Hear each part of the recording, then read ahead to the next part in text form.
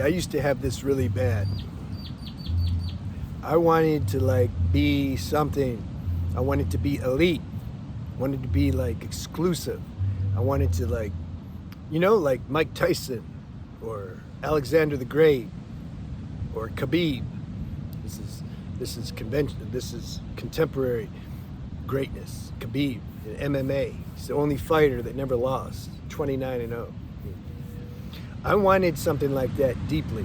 I wanted to be an actor. I wanted to be so good that I'd cause like De Niro and Pacino and all these great actors not to work, because I'd be like, because in acting there's A-list actors, B-list. I wanted to be like A+. Like every production company would just want to hire me. I had it like really bad, man. So the thought of being nobody, like what? That was just depressing even thinking about that. Now, you see the transformation? Now, and whenever I would go out or whenever I would do anything, I'd be trying to get attention somehow, mostly from girls. I didn't want to really do anything with them. I just want them to give me attention. And I got a lot of that when I went overseas. And I would go to places where there's like no foreigners. So now, let's bring it up to present. Now, man, I want to be like a fly on the wall. I like it. I like kind of just creeping by when I'm walking. I don't want anybody to see me. No, I mean, I don't care. It's not like, like, oh no, please don't see me. What I'm saying is that deep, inordinate need I used to have for recognition, it's not there. But which means when I do get recognition or somebody feels drawn to me, if the motive is pure, if it's for some higher level, I know how to handle that now because the divine handles that. But I had to be free enough of ego to where intuition could work through me like that. Because if I really wanted the attention, then how can you manage it? Because you're going to be thinking, how can I get more of it? How can I keep this going? And then on top of that, you'd feel insecure that somehow you don't deserve it because you're wanting it so bad. This is the whole mess that human beings go through emotionally and mentally. And yeah, we have to, it's evolution. So I like that saying, they said somewhere in a 12-step, I'm super inferior with a superiority complex at the same time. You feel very insecure, but yet think you're better than others. Yeah, that was my story growing up, for sure. But now I've really realized the gift. So that's an introspective question, though. Are you comfortable being nobody? And discern and see, this channel is about introspection and discernment, because I've said, for me, freedom came from clear seeing, from knowledge. It didn't come from a technique. I'm just going to do self-inquiry, just 24/7 self-remembering. That's cool. I still do that. That's automatic, though. I don't do it as a practice anymore.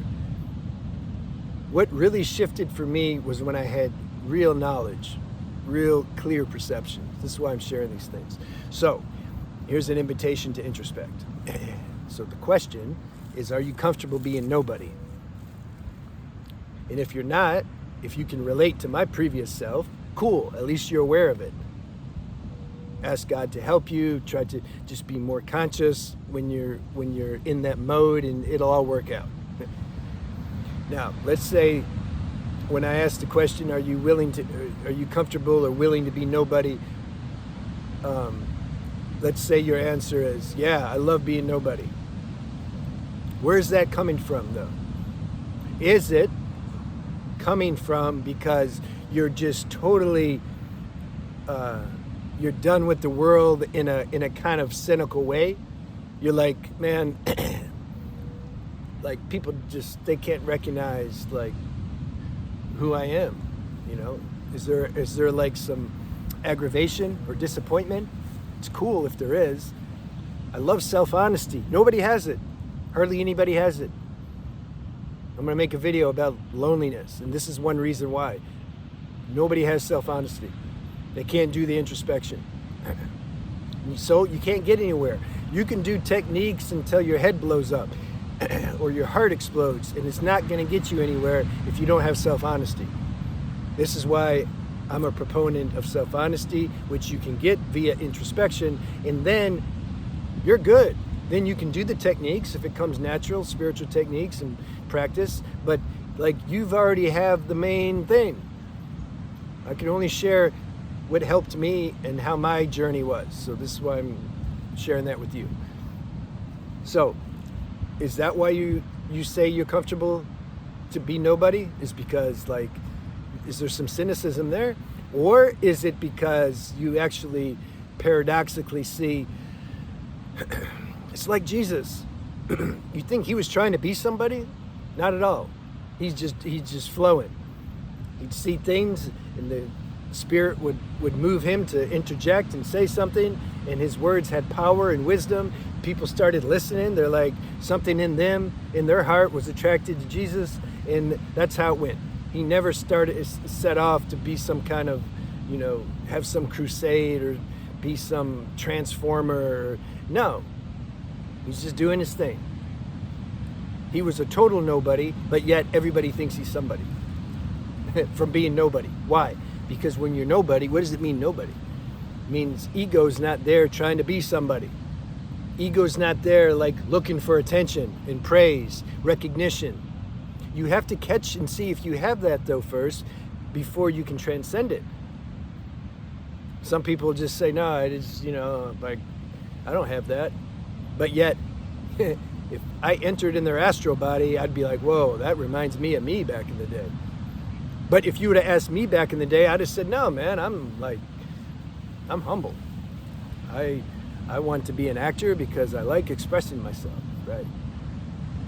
And because those things hide.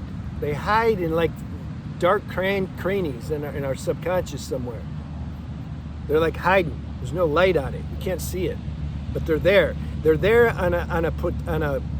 What does subconscious mean? It means they exist as a tendency. There's like this static tendency of this stuff. But if you're not doing introspection, you won't catch it. But if you are doing it, you'll catch it.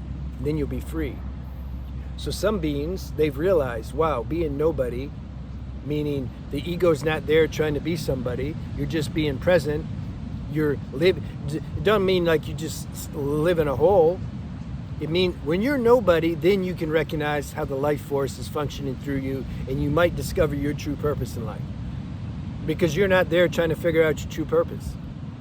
It's another big thing. People want to know what their purpose is because their mind tells them, oh, if you find your purpose, you'll be happy. No, you get happy and then your purpose gets revealed.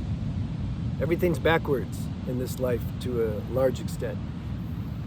So some beings have realized it's like, man, when I'm empty, when I'm nobody,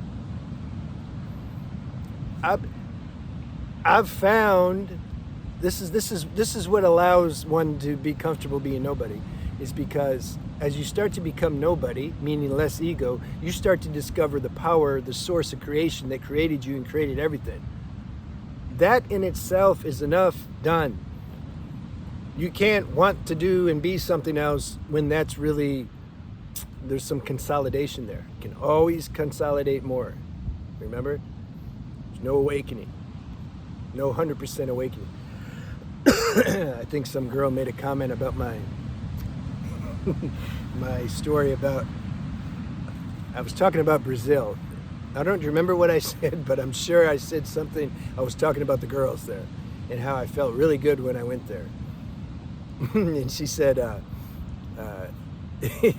look, I think you got hustled.